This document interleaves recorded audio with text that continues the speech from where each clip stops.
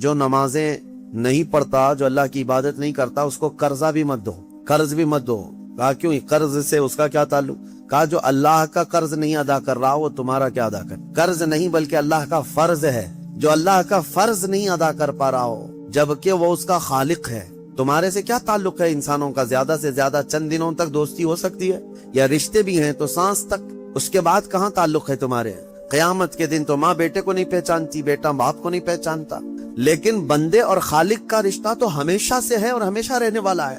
تم جب نہیں پیدا ہوئے تھے تب بھی تمہارا خالق اللہ ہی ہے، یعنی تمہیں نطفے سے لے کر کے یہاں تک لایا، یہاں بھی تمہارا خالق وہی ہے۔ قیامت کے دن جب وہ تمہیں دوبارہ اٹھائے گا تب بھی وہ تمہارا خالق ہے۔ خالق کا بندے سے رشتہ کبھی ختم نہیں ہوا، تو جو بندہ اپنے خالق کے ساتھ مکمل نہیں ہو سکا تو پھر وہ دوسرے کے ساتھ کیسے ہو سکتا ہے؟ دوسرے کے ساتھ اس کے کیا سلوک ہو سکتے ہیں؟ اسی لیے قرآن میں اللہ فرما رہا ہے، کیا تم یہ سوچ کر کے بیٹھے ہو کہ ہم نے تمہیں خالی پیدا کیا ہے اور کیا تم نہیں لوٹائے جاؤ گے؟ ہماری طرف لائے جاؤ گے، ہر ایک لوٹائے جائے، ہر ایک۔ ابھی چند دنوں پہلے کی ایک بات ہے، ایک چھوٹا سا رسالہ، ایک لٹریچر جو گوتم بدھ کی عبادت کرتے ہیں ان لوگوں کی طرف سے تھا کہ دنیا کا ایک بہت اعلیٰ ذہن کا انسان تھا، اس نے بہترین تعلیمات دی تھی، تو اس پر کسی نے، ایک مسلمان نے نقطہ لگایا تھا اور ان سے بحث ہو رہی تھی جو بدھسٹ ہیں۔ وہ یہی کہہ رہے تھے کہ آپ بدھا کی جو عبادت کرتے ہیں کیوں کرتے ہیں؟ کہا کہ وہ مہان آدمی ہے، مہان انسان ہے، مہان آدمی تھا، بڑے اچھے اخلاق تھے، بڑی اچھی تعلیمات دنیا کو دی۔ تو پھر پوچھنے والے نے پوچھا کہ وہ کہاں ہیں؟ کہا وہ تو چلے گئے۔ کب؟ کہا برسوں ہو گئے، 2500 سال پہلے تو انتقال ہو گیا، مر گئے۔ کہا آئے تھے اور چلے گئے۔ تو پوچھنے والے نے پوچھا تو یہ تو بڑے کمال کی بات نہیں، پھر ان کو لایا کون تھا اور واپس دنیا سے لے کے کون گیا؟ اگر وہ سب سے مہان ہے تو آج ہوتا اور ہم بھی اس کے پیچھے چلتے۔ کہا کہ وہ پیدا ہوا اور پھر دنیا سے چلا گیا، ہم یہ پوچھ رہے ہیں کون ان کو دنیا میں لایا تھا اور کون دنیا سے لے کے گیا؟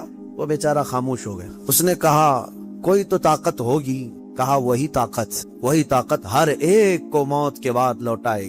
دنیا کا چاہے سب سے بڑی طاقت کا انسان بھی کیوں نہ ہو، اسے موت ہے اور وہ اللہ کی بارگاہ میں لوٹایا جائے۔ اسی کو اللہ تعالیٰ فرماتا ہے، تم کیا سوچ کر کے بیٹھے ہو کہ تم ہماری طرف نہیں لوٹائے جاؤ گے؟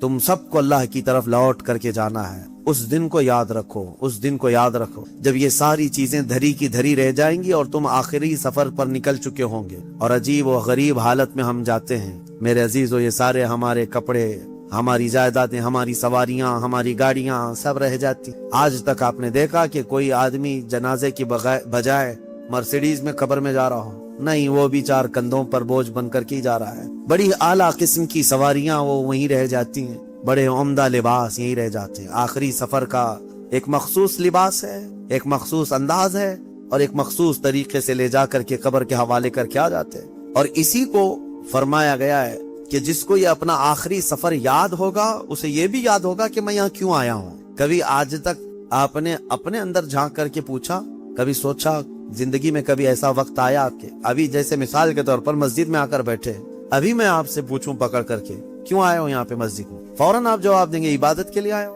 مسجد کائے کے لیے ہے؟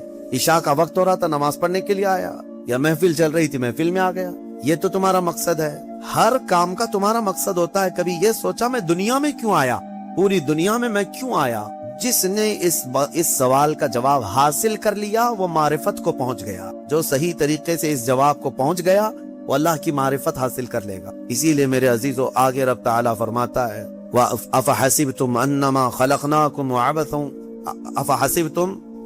خَلَقْنَاكُمْ عَبَثًا وَأَنَّكُمْ إِلَيْنَا لَا تُرْجَعُونَ۔ حضرت موسیٰ علیہ الصلوۃ والتسلیم کے متعلق ایک بات ملتی ہے، ایک چھپکلی تھی دیوار پر چل رہی تھی، موسیٰ علیہ السلام نے پوچھا مولا اس کا کیا کام ہے، اس کا کیا کام ہے، یہ کیوں پیدا ہوئی ہے چھپکلی کا؟ ضروری نہیں کہ ہر ایک کی حکمت آپ کو معلوم ہو کون دنیا میں کیوں آیا۔ اللہ نے کوئی بھی چیز بغیر فائدے کے نہیں پیدا کی۔ رب تبارک و تعالیٰ نے ارشاد فرمایا، موسیٰ تھوڑی دیر پہلے چھپکلی نے مجھ سے پوچھا کہ موسیٰ کو مولا تو نے کیوں پیدا کی؟ حضرت موسیٰ علیہ السلام کا کیا کیا کام ہے، یہ ضروری نہیں کہ مخلوقات کو ایک دوسرے کی حکمتیں معلوم ہو، ضروری نہیں ہے، لیکن اللہ تعالیٰ عبث بغیر کسی وجہ کے محض کسی کو نہیں پیدا کی۔ بس اپنے مقصد زندگی کو سمجھو اور فالتو اپنی زندگی کو ضائع مت کرو۔ جو لوگ بیٹھے اسی طرح سے اپنی زندگی کو ضائع کر رہے ہیں۔ ان نوجوانوں کو ایک دن احساس ہو جائے گا کتنی قیمتی چیز دنیا میں ضائع کر دیا انہوں نے، کتنی قیمتی چیز۔ کروڑوں کا معجون ملا کر کے بھی بڑھاپے کو جوان کر کے دکھا دو، یہ گیا وقت پھر ہاتھ آتا نہیں، سدا دور دورہ دکھاتا نہیں۔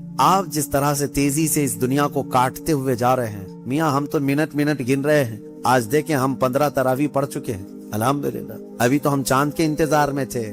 یوں ہی وقت آئے گا، اللہ آپ کو سلامت رکھے، ہماری زندگی کا بھروسہ نہیں، اگلا رمضان بھی پھر آپ بیٹھیں گے۔ بہت تیزی سے آپ کی زندگیاں گزرتی جا رہی ہیں، اور اچانک ایک دن اعلان ہو جائے گا فلاں کا بیٹا انتقال کر چکا، جنازے میں حاضر ہو جاؤ۔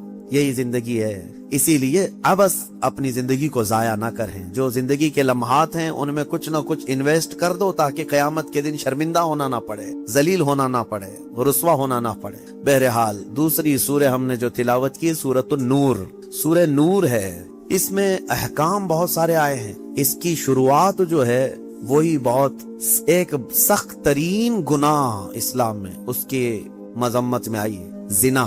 اللہ نے قرآن میں جگہ جگہ فرمایا وَلَا تَقْرَبُوا الزِّنَا إِنَّهُ كَانَ فَاحِشَةً وَسَاءَ سَبِيلًا، زنا کے قریب بھی مت جانا۔ اللہ فرماتا بے شک وہ سب سے بری چیز ہے اور سب سے برا راستہ ہے۔ نبی کریم صلی اللہ علیہ وسلم نے فرمایا کہ جب مومن کوئی مسلمان زنا کر رہا ہو تو ایمان کی حالت میں وہ زنا کر ہی نہیں سکتا۔ یہ بات یاد رکھ لو آپ، ایمان کی حالت میں کوئی زنا نہیں کر سکتا۔ فرمایا گیا جب زنا کر رہا ہو تو اس کا ایمان اٹھا لیا جاتا ہے، ایمان اس کے ساتھ نہیں ہوتا، ایمان اٹھا لیا جاتا ہے۔ ایمان اور زنا جمع ہو ہی نہیں سکتے ایک انسان کے اندر۔ یہ بہت سخت وعید ہے میرے آقا صلی اللہ علیہ وسلم کی حدیث پاک میں۔ ایمان کی حالت میں زنا نہیں ہوتا، اور جب زنا کر رہا ہوتا ہے تو ایمان نکال لیا جاتا ہے، وہ معلق ہوتا ہے، آسمانوں پر لٹکا ہوتا ہے۔ زنا کی حالت میں اس کے ساتھ ایمان نہیں ہوتا۔ اب جو آیتیں آئی ہیں اللہ فرماتا ہے الزانیۃ والزانی فاجلدوا کل واحد منہما 100 جلدہ، زنا کرنے والے مرد اور زنا کرنے والی عورت کو 100 کوڑے مارو۔ یہ ان کے لیے ہے جو غیر شادی شدہ ہے، اور جو شادی شدہ ہیں ان کے لیے رجم ہے۔ رجم کا مطلب ہے پتھروں سے اتنا مارو کہ وہ ختم ہو جائے، ان کی موت تک انہیں سنگسار کرنا ہوگا۔ یہ اتنی ہیبت ناک سزا ہے دنیا میں کہ دیکھو تو رونگٹے کانپ جائیں آپ کے، لیکن لوگوں کو ایسا لگتا ہے کہ ایسی اتنی بڑی سخت سزا کیوں ہے؟ میرے عزیزو، یہ ایک ناسور ہے، ایک کینسر ہے معاشرے کا، یہ کینسر ہے۔ جب کیمو کرتا ہے ڈاکٹر تو بہت سخت تکلیف ہوتی ہے، کیمو تھراپی آسان نہیں ہے، پورے جسم کے بال جل جاتے ہیں، خون میں پتہ نہیں کیا سے کیا ہو جاتا ہے۔ کیوں؟ ایک پھوڑی کہیں پر کینسر کی آئی ہوتی ہے، اس کو ختم کرنے کے لیے پتہ نہیں 10 12 کیمو دیے جاتے ہیں۔ زنا جو ہے پورے معاشرے کا ناسور ہے، کینسر ہے، اور اگر اس پھوڑی کو نہیں ختم کیا گیا تو ہر ایک کے ہاں یہی چیز، یہی پھوڑی ہوگی، یہ وائرس کی طرح پھیلے گا۔ اور اسلام نے یہ سب سے بڑی سزا رکھی ہے، زنا میں سب سے بڑی سزا ہے۔ آج دنیا یہ مطالبہ کر رہی ہے کہ ریپسٹ کو اسلامی سزا دی جائے۔ کیوں؟ ان کی بیٹیوں کا جب ریپ ہو جائے تو وہ چلاتے ہیں اسلام وہ ہے جو ہر ایک کی بیٹی کو بیٹی کا ہی درجہ دیتا، ایک عظیم خاتون کا ہی درجہ دیتا ہے۔ زنا چاہے بالجبر ہو بالرضا ہو، دونوں زنا ہے، یعنی زور زبردستی کیا ہوا زنا ہی ہے، خوشی سے کیا ہوا اور بڑا گناہ ہے، اور بڑا گناہ ہے، اس میں اور زیادہ ہلاکت ہے۔ اس کے متعلق حدیث پاک میں ہے زانی کے لیے 15 عذابات ہیں، 15 عذاب ہیں۔ 5 دنیا میں دیے جائیں گے، 5 قبر میں دیے جائیں گے، اور 5 قیامت کے دن دیے جائیں گے۔ یہ 15 عذابات وہ جھیلتا رہے گا زانی، 5 دنیا میں، 5 قبر میں، اور 5 قیامت کے دن۔ جو سب سے بڑا عذاب ہے اس کے لیے، میں نے جو سمجھا، یہ 15 کی میں اگر تفصیل بیان کروں تو بہت لمبا ٹائم جائے گا۔ یہ 15 عذابات کیا کیا ہیں؟ دنیا میں جیسے اس کے رزق کی برکت ختم ہوگی، اس کے چہرے کی رونق اٹھا لی جائے گی، اور جو 5 عذابات اس کے دنیا میں ہونے والے ہیں، اس طرح سے 15 عذابات میں جو سب سے بڑا عذاب میں نے جو سمجھا وہ یہ ہے کہ قیامت کے دن رب تعالیٰ اس کی طرف نظر بھی نہیں فرمائے گا۔ یہ سب سے بڑا عذاب نہیں ہے تو اور کیا ہے؟ اور نبی پاک صلی اللہ تعالیٰ علیہ وسلم کی بہت ساری حدیثیں ہیں کہ اللہ تعالیٰ اس کو نہ عرش کا سایہ عطا فرمائے گا اور نہ اس کی طرف نظر فرمائے گا، بلکہ یہ فرمایا کہ جنت 500 سال کی مسافت سے اس کی خوشبو آ رہی ہوگی، لیکن زانی وہ خوشبو بھی نہیں سونگھ سکے گا۔ بڑی سخت سزا ہے۔ اور میرے عزیزو، اس سورے میں اللہ تعالیٰ نے کئی مرتبہ یہ زانیوں کا ذکر فرمایا، الزانیۃ والزانی فاجلدوا کل واحد منہما 100 جلدہ، 100 کوڑے مارو، ولا تأخذکم بہما رأفۃ فی دین اللہ، اور اللہ کے دین میں کوئی ہمدردی مت لینا۔ یہ بھی حکم ہے کسی کے ساتھ نرمی مت کرنا، ایسے اگر کسی کے ساتھ ہو گیا ہے تو ان کنتم تؤمنون باللہ والیوم الاخر، اللہ فرما رہا ہے اگر تم اللہ اور آخرت پر ایمان رکھتے ہو تو ذرا برابر بھی نرمی نہ لینا اس پر۔ وہ اور دوسرا ایک اور سخت حکم یہ ہے وَلْيَشْهَدْ عَذَابَهُمَا طَائِفَةٌ مِّنَ الْمُؤْمِنِينَ، زانی اور زانیہ کو چپکے سے کہیں سزا مت دے دینا، بلکہ اللہ فرما رہا ہے ان دونوں کے عذاب پر پورے مومنوں کو گواہ بناؤ، سب کے سامنے ان کی سزا ہو۔ آپ کو پتا ہے نبی پاک صلی اللہ تعالی علیہ وسلم کے صحابہ میں حضرت ماعز اسلمی کا نام ملتا ہے، ایک صحابی تھے، یہ ایک دن روتے ہوئے بارگاہ رسالت میں آپ صلی اللہ علیہ وسلم میں آئے، کہا آقا مجھ سے گناہ ہو گیا ہے۔ حضور نے فرمایا کیا ہوا؟ کہا کہ میں بتا نہیں سکتا۔ حضور نے پھر پوچھا بتاؤ تو صحیح کیا ہوا ہے؟ کہا بولتا ہوں تو منہ کو کلیجہ آ جاتا ہے، کلیجہ منہ کو آ جائے اس طرح کی چیز ہے میں نہیں کہہ سکتا۔ حضور نے فرمایا بتاؤ ماعز تمہارے لیے ہم ذریعے حل تلاش کر کے بتا دیں؟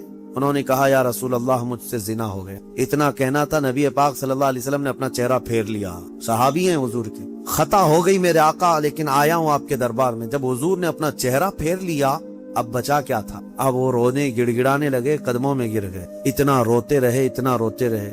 اسی کو شاید امام اہل سنت فاضل بریلوی نے ترجمانی میں اشعار میں یوں کہا ہے یا رسول اللہ تجھ سے جو منہ چھپاؤں تو کروں کس کے سامنے، کیا اور کسی سے توقع نظر کی ہے؟ بد ہیں تو آپ کے، بھلے ہیں تو آپ کے، ٹکڑوں پہ یہیں کے پلے ہیں، رخ کدھر کریں؟ نبی پاک صلی اللہ تعالی علیہ وسلم نے پھر ان کو اٹھایا اور پوچھا بتاؤ ہوش میں ہو، ہوش و حواس میں کہہ رہے ہو؟ حضور نے جب پوچھا کہا ہاں میں ہوش و حواس میں کہہ رہا ہوں۔ کہا تمہیں کوئی بیماری، کوئی غشی، کوئی نشہ تو نہیں؟ کہا نہیں میں ہوش و حواس میں کہہ رہا ہوں۔ 3 مرتبہ جب پوچھا تو انہوں نے اقرار کیا۔ صحابہ سے میرے آقا نے فرمایا دیکھو ماعز اقراری مجرم ہے، اسلام میں سزا ہے، یہ شادی شدہ ہے، لے جاؤ اس کو سنسار کر دو، سنسار کرو۔ خود میرے آقا صلی اللہ علیہ وسلم سزا میں تو نہیں گئے، صحابہ کے حوالے کر دیا۔ اب وہ مدینے میں ایک پہاڑی ہے جبل انم، وہاں پر لے جایا گیا اور پہاڑ کے اوپر سے ماعز اسلمی کو ڈھکیل دیا گیا۔ وہ لڑکتے ہوئے نیچے آئے، تھوڑا سا بہت اونچی پہاڑی نہیں ہے، وہ چھوٹی پہاڑی ہے۔ پھر وہاں سے جتنے صحابہ تھے ان سب نے پتھر مارنا شروع کیا اور سب اتنے پتھر برسائے گئے تھے کہ ماعز اسلمی کی روح نکل گئی، انتقال ہو گیا، زخمی حالت میں تھے۔ جب واپس آئے میرے آقا صلی اللہ علیہ وسلم غمگین تھے۔ اس وقت صحابہ سے پوچھ رہے تھے بتاؤ ماعز کے ساتھ کیا کیا تم؟ کہا حضور سب ان کو سنسار کر رہے تھے۔ ایک صحابی آگے بڑھ کر کہتے میرے ہاتھ میں اونٹ کی ہڈی تھی، وہ لے کر کے میں نے مارا تو ماعز کی کھوپڑی پر لگ گیا، خون کا فوارہ اچھل کر میرے بدن پہ آیا۔ میں نے یہ کہا یہ کس پاپی کا خون لگ گیا، یہ کس خطاکار کا خون لگ گیا؟ میں کپڑے جھاڑ کر کے باہر آ رہا، میرے آقا صلی اللہ تعالی علیہ وسلم کو بڑا غم ہوا، کھڑے ہو گئے، کہا یہ جملہ مت کہو، ماعز نے موت سے پہلے سچی توبہ کر، سزا تو دینی ہی تھی، اسلامی حکومت ہے تو سزا دی جائے گی، صرف توبہ کافی نہیں ہے، توبہ کر لی لیکن اب اس کے لیے برا جملہ مت کہو۔ میرے آقا نے فرمایا اللہ تعالیٰ نے ماعز کی سچی توبہ کی وجہ سے جبرائیل کو بھیجا اور یہ فرمایا یا رسول اللہ آپ کے غلام نے ایسی توبہ کی ہے کہ اس کی توبہ کے عوض اللہ نے پورے مدینے والوں کی گناہ معاف، سب کی توبہ کے برابر فرما دیا۔ میرے عزیزو سزا تو دی گئی۔ ایک اور صحابی آئے، وہ بھی آئی تھی بارگاہ رسالت میں آپ صلی اللہ علیہ وسلم میں، کہا کہ مجھ سے خطا ہو گئی، حمل بھی تھا۔ حضور نے فرمایا جاؤ بچے کی ولادت کے بعد آؤ۔ بچہ پیدا ہو گیا، وہ بچہ کو 1 دن 2 دن کا بچہ تھا، وہ لے کر کے حاضر ہو گئی، کہا مجھے پاک کر دیجئے، مجھے پاک کر دیجئے۔ ان صحابہ کو یہ ڈر تھا کہ قیامت کی سزا بہت سخت ہے، دنیا ہی میں لے لو بہتر ہے، بہت عظیم ہے سزا جو قیامت کے متعلق فرمایا گیا۔ وہاں تو ہلکی سزا یہ ہے زنا پر کہ فرشتے لوہے کی سلاخ جو ہوتے ہیں وہ گرما کر کے ان کی شرمگاہوں پر مار رہے ہوں اور ان کی شرمگاہوں سے جو پیپ نکل رہا ہوگا محشر کے دن، فرمایا کہ ان کی بدبو سے پورے محشر والے کانپ رہے ہوں۔ زانیوں کی جو ہلکی سزا ہے، پھر جہنم کی سزا کا تو کیا شمار ہی نہیں۔ لیکن یہ صحابیہ آئیں، کہا کہ حضور نے فرمایا بچہ ہونے کے بعد اور بچہ لے کر کے پھر آئی۔ حضور نے فرمایا ابھی تو پیدا ہوا بچہ، اس کا حق ہے، اس کو جاؤ دودھ پلا کے آؤ۔ حضور پاک صلی اللہ علیہ وسلم کے پاس سے ہو گئیں، 2 سال تک دودھ پلایا اور پھر جب بچہ تھوڑا بہت چلنے پھرنے لگ گیا، غلط صحیح کو پہچاننے لگ گیا تو آئی حضور کی بارگاہ میں، کہا یا رسول اللہ اب میرا بچہ میرے بغیر رہ سکتا ہے، یہ صحیح غلط کو پہچاننے لگ گیا، اب دودھ بھی چھوڑ چکا ہے، مجھے پاک کی کریں۔ وہ کیسی خواتین تھیں اس وقت بھی، چاہتے تو بہانے بنا لیتے، میں نے کیا ہی نہیں، خود اقرار کر کے انہیں پاک ہونا ہے اللہ کی بارگاہ میں یہ عیب اور یہ دھبا لے کر نہیں جانا چاہتا۔ پھر ان کے سنسار کا بھی حکم دیا گیا، اس خاتون پر بھی سنساری ہوئی یہاں تک کہ ان کی موت واقع ہو۔ میرے عزیز و اسلام میں بڑی عظیم سزائیں ہیں، صرف میں یہ دنیاوی سزا آپ کو سنا رہا ہوں، اس سے گیس کر سکتا ہے آدمی دنیا میں جو ہائیسٹ سزا ہے اسلام میں وہ زنا پر ہے، لیکن یہ بھی کہا گیا ہے کہ یہ صرف اور صرف 100 میں سے 99 حصہ بھی اس کا یہاں سزا نہیں دی جا رہی، باقی 99 درجے زیادہ حشر کے دن اس کی سزا ہے۔ اگر وہ توبہ کے بغیر مر گیا، اگر وہ پاک ہوئے بغیر مر گیا، اس سے 100 گنا 99 گنا زیادہ جو یہاں دنیا میں سزا دی جا رہی، اس کا 99 درجے زیادہ حشر کے دن وہ سزا پائے گا۔ اسی لیے وہ دن یاد کر کے ہی جان پگھل جاتی ہے، جسم تھر تھر کانپنے لگتا ہے۔ وہ قیامت کا منظر، اللہ کریم ہمیں ان تمام برے فواحشات سے محفوظ فرمائے۔ اس سورے میں اللہ تعالیٰ نے فرمایا یا ایھا الذین آمنوا لا تدخلوا بیوتا غیر بیوتکم حتی تستأنسوا وتسلموا علی اہلہا، اے ایمان والو دوسروں کے گھروں میں ڈائریکٹ ایسے داخل مت ہو جاؤ جب تک کہ تم سلام نہ کر لو، یہ تمہارے لیے بہتر ہے۔ گھر میں جانے کے آداب میرا مولا سکھا رہا ہے، ڈائریکٹ گھس نہ جانا کسی کے گھر میں، سلام کرو پہلے۔ اور آگے پوچھ رہے ہیں، آگے کی باتیں بتاتا ہوں۔ دروازے پر کھڑے ہو کر کے دستک دو، 3 مرتبہ دستک دینا ہے، اگر 3 بار میں بھی جواب نہیں آیا تو فرمائے گا واپس پلٹ جاؤ، اس کے پیچھے نہ لگ جاؤ۔ وَإِن قِيلَ لَكُمُ ارْجِعُوا فَارْجِعُوا، اگر کہہ دیا جائے کہ لوٹ جاؤ تو لوٹ جاؤ۔ اور لوٹ جانے کے لیے کچھ جگہ پر کہا جاتا ہے اور کچھ جگہ اشارے مل جاتے ہیں۔ جواب نہیں آ رہا ہے گھر کے اندر سے تو وہاں سے نکل جانا چاہیے۔ آگے آیت میں ہے لیس علیکم جناح ان تدخلوا بیوتا غیر مسکونۃ فیہا ومتاع لکم، ہاں ایسا کوئی گھر ہے جس میں کوئی رہتا ہی نہیں ہے تو اس گھر میں ایسی بغیر کسی کو سلام کیے ایسی داخل ہو گئے تو اللہ فرما رہا ہے کوئی گناہ نہیں ہے۔ تمہارا سامان رکھا ہوا ہے کسی گھر میں لیکن رہنے والے کوئی نہیں ہے، یہاں پر یہ احکام متفرع ہوتے ہیں۔ تمہارا ہی گھر ہے، تم نے کسی کو کرائے سے دے رکھا ہے، تب بھی تمہیں اس گھر میں جانے کی اجازت نہیں جب تک کہ کرایہ دار رہ رہے ہیں۔ باہر سے سلام کرو، اور سلام کرنے کے اہل نہیں ہیں تو دستک دو۔ ضروری نہیں ہے کہ صرف سلام کے ذریعے ہی سے لوگوں کو پہچانا جائے، سلام کے اگر اہل نہیں ہیں وہ لوگ جو رہ رہے ہیں تو دستک دو، اس لیے کہ کون کس حالت میں بیٹھا ہوا ہے یا بیٹھی ہوئے تمہیں اندازہ نہیں۔ یہاں تک کہ حکم یہ ہے کہ دروازے پر دستک دے کر کے دروازے کے بالکل سامنے کھڑا ہونا بھی یہ درست نہیں، بلکہ فرمایا گیا دائیں جانب ہو جاؤ یا بائیں جانب ہو جاؤ، اس لیے کہ اگر کوئی خاتون دروازہ کھولے تو تمہارا آمنا سامنا نہ ہو جائے، یہ اسلام ہے۔ اور آگے اس کے فوراً آیت آتی ہے اے محبوب آپ فرما دیں مومنین سے یغضوا من ابصارہم ویحفظوا فروجہم، اپنی آنکھیں نیچی رکھیں، اپنی شرمگاہوں کی حفاظت کریں۔ زنا کی ابتدا آنکھوں سے شروع ہوتی ہے، آنکھوں سے ہوتی ہے، اور اللہ تعالیٰ نے وہیں پر بند باندھی، نہ تمہاری آنکھیں بہکیں نہ تمہارے باقی کے اعضاء بہکیں، تم اپنی آنکھوں کی حفاظت کرو۔ نہ دیکھا ہوتا تو جسم کے اندر جذبات نہیں آتے، جسم کے اندر یہ خواہشات نہیں آتے، یہ فواہشات نہیں آتے۔ اسی لیے فرمایا گیا النظرۃ سہم من سہام الشیطان، نظر جو ہے شیطان کے تیروں میں سے ایک تیر ہے، چاہے عورت تمہیں دیکھ رہی ہو یا تم عورت کو دیکھ رہے ہو، یہ نظر جو ہے شیطان کا تیر ہے۔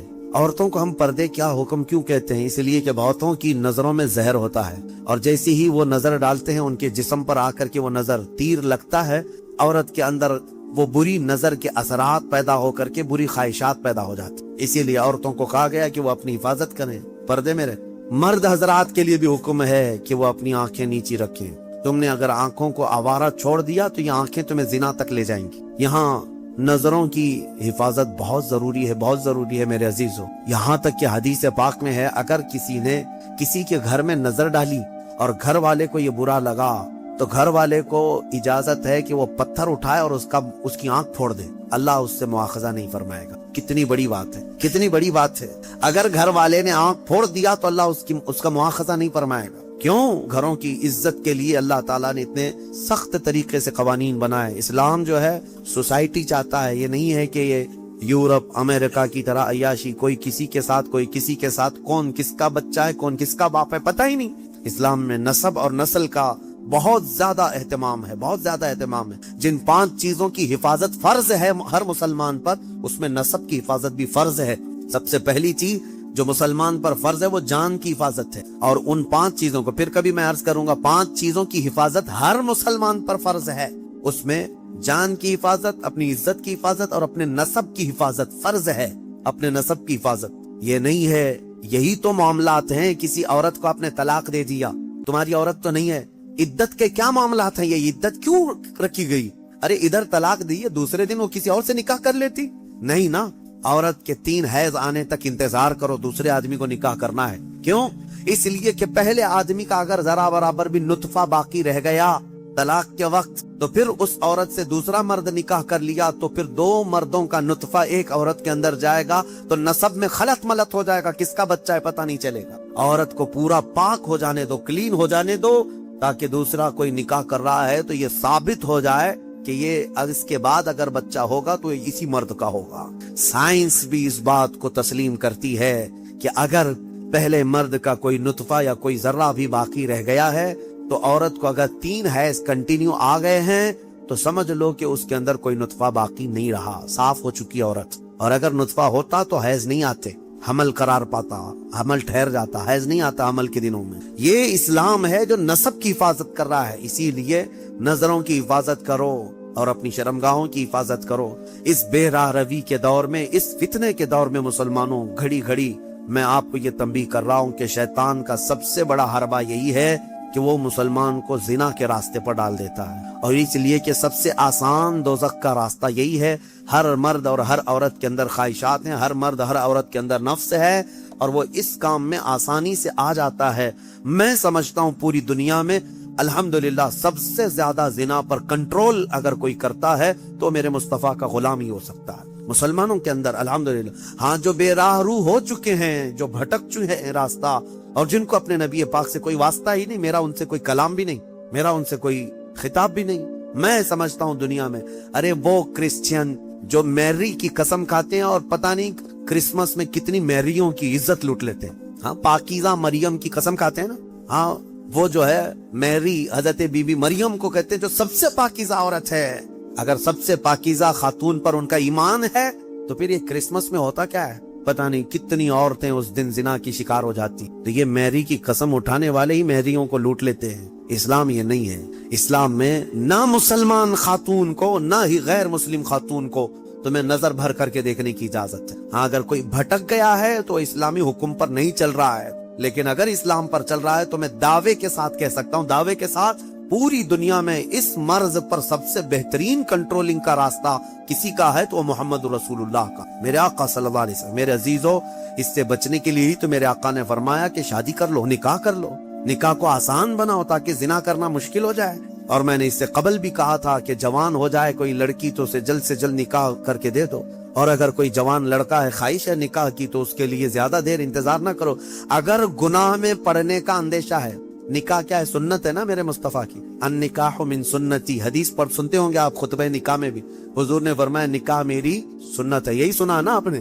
لیکن شریعت کا حکم یہ ہے کہ وہ مرد جس کو گناہوں میں پڑنے کا اندیشہ ہے اس کے لیے نکاح سنت نہیں، نکاح فرض ہے۔